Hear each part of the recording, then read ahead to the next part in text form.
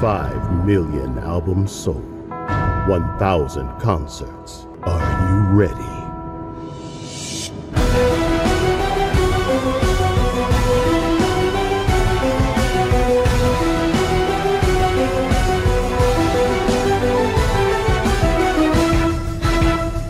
Edvin Marton, Prince of the Violin. Edwin, first of all, thank you so much for coming by and talking to us. Can you take us from the beginning? I mean, I'm assuming you've been playing since you were like smaller than that violin. Thank you for having me. Yes, I started very early in kindergarten. In fact, I was in love with a girl. I didn't know how to impress her. I asked my mom, how can I, what can I do with it? She's not noticing me. She's not looking at me. I'm always going there, but no response. She suggested that I learn a serenade. I didn't know what is serenade. What is it? Yeah, it's a love song, and you play it for the girl, and you let her know you love her or you like her. Of course, in the kindergarten, a different kind of love. And I started to practice. I practiced this Hungarian song, because I'm Hungarian, called Sun is Shining. 1 year I was like really practicing, and I played for her birthday in the kindergarten, and I got a kiss to my face. I was so overwhelmed and happy coming home and saying, "Mommy, I got a kiss, I want to play violin all my life."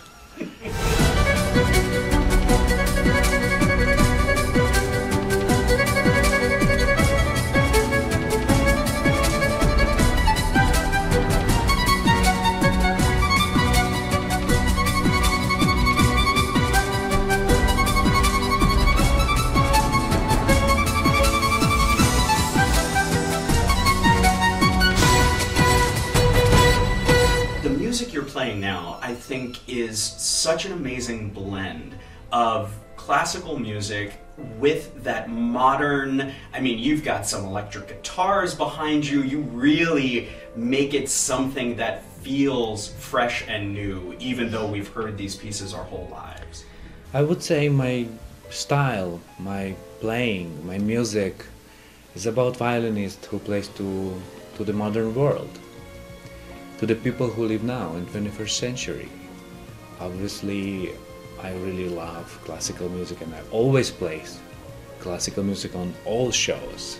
Paganini, Capriccio, I would play Vivaldi, Four Seasons, and it would always be there, like something like this.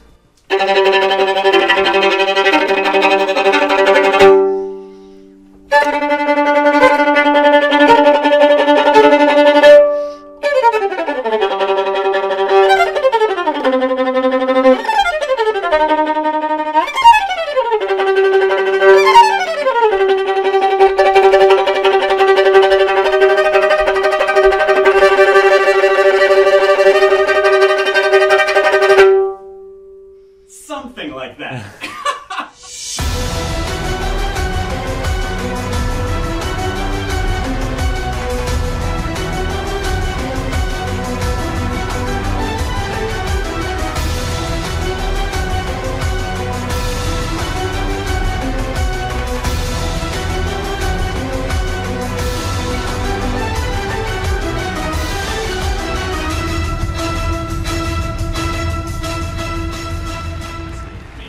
As someone who unfortunately was born with no innate sense of rhythm, I can't dance, 2 left feet, I was never musically talented or inclined, it amazes me to watch musicians such as yourself go somewhere else as soon as you start playing. When you start to play and you feel it, where do you go? It's not easy to explain. Like you mentioned before, blending classical and pop rock music, sound, taking me to a rock and roll world with this beautiful violin, and with this beautiful sound of this violin I could fly away to my own planet, I would say, and I would like to take my audience also to my own planet, somewhere where virtuosity and love and passion unites. I would like them to forget about everything and just come with me and be with me for this little evening and have fun, enjoy. That's my goal, and I think I'm here on this planet to do that, to make people happy on my shows. When you do that, when you talk to people who have seen you perform live, who have been privileged enough to not just hear it on a CD or on the radio or anything, someone who has experienced it physically with you, and they tell you how moved they were, whether it be to tears or to exalted laughter and joy, how does that make you feel when you hear that? I feel really great, because that's my soul, that's my life. And when I blend rock and roll with classical music, that's a really incredible feeling that I'm able to do that.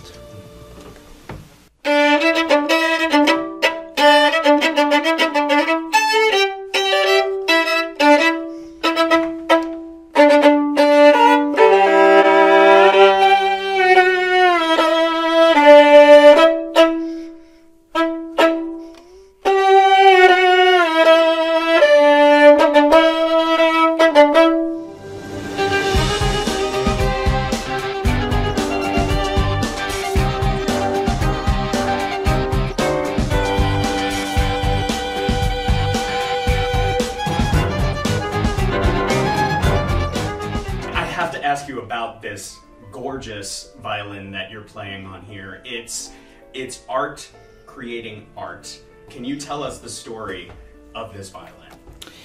Violin I'm holding in my hands is a treasure. It's one of a kind violin in the world. Was made by Francesco Toto in Cremona, Italy. It's inlaid with 201 diamonds.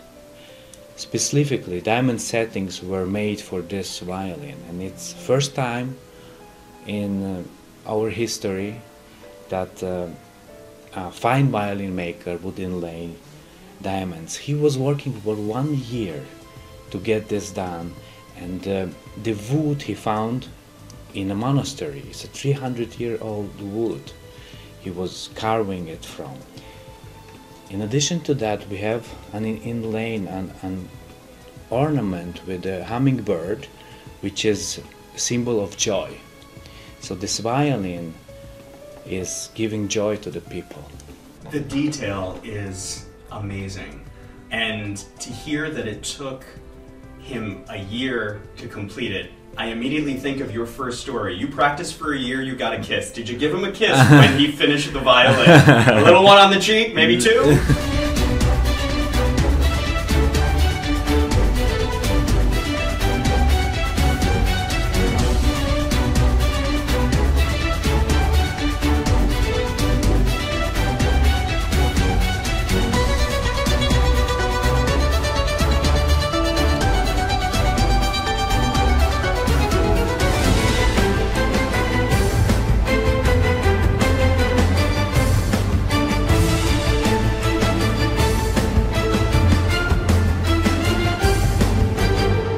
This has been such a pleasure and such an honor. Thank you so much for being here and for sharing this with us in such an intimate setting.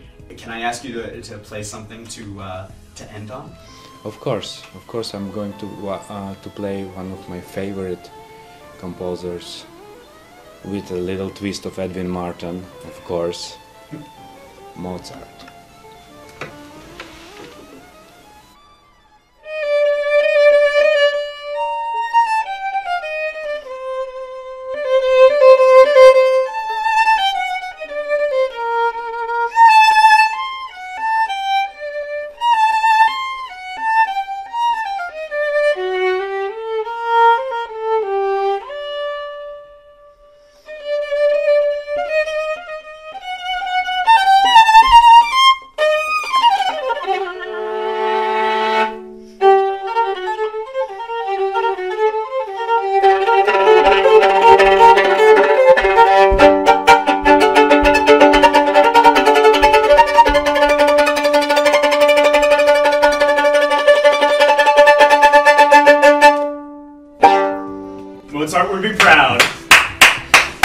Thank you. Thank you so much. Thank you.